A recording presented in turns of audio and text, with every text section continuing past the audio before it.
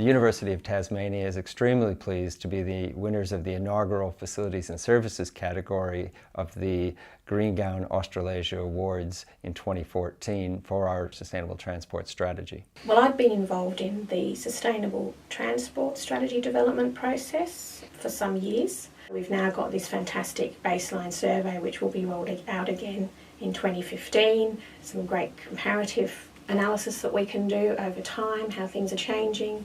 Part of the project has interests outside of the university, relevance to other universities and what they're doing in this space, and also there's interest from government perspective. We focused on buses, obviously, and public transport. We focused on our vehicle fleet. We focused on bicycling and pedestrian movements, otherwise known as active transport.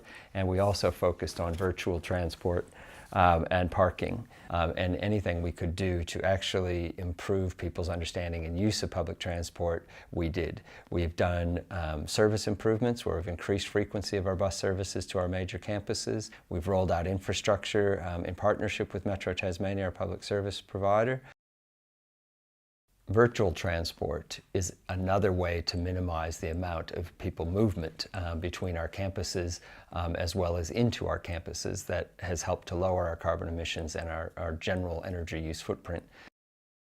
Development of bike hubs, for example, has been a major focus since the actual strategy was implemented in 2012. We've developed up bike hubs at all of our major campuses in which we've involved students in the design, development, construction of those facilities, as well as surveys to find out what students actually wanted to have in these facilities. So that's been a major component and a major engagement initiative of the Sustainable Transport Strategy. So it's actually increased our bicycle users group across all of our campuses. More people feel comfortable cycling to the university. Recognition of our active transport initiative has been really critical in raising the profile of the strategy itself. We've received a number of state and national awards. We've received a number of grants from the state and federal governments, and all of that has improved people's understanding of what sustainable transport is. Back in the early days, most of the passenger vehicles were large six-cylinder vehicles, and the economy and fuel usage wasn't anywhere near as good as it should have been. From that time we moved across to having the majority of vehicles four-cylinder.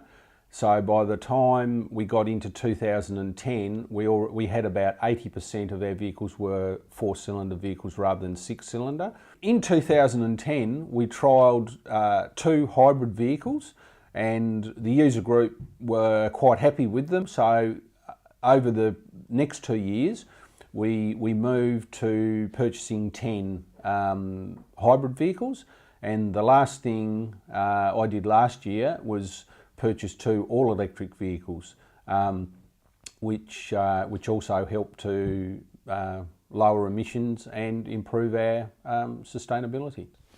We've also introduced booking software where hirers can now look at where a vehicle is going between campuses and book a shared ride, which is reducing the number of vehicles we need in our pool fleet.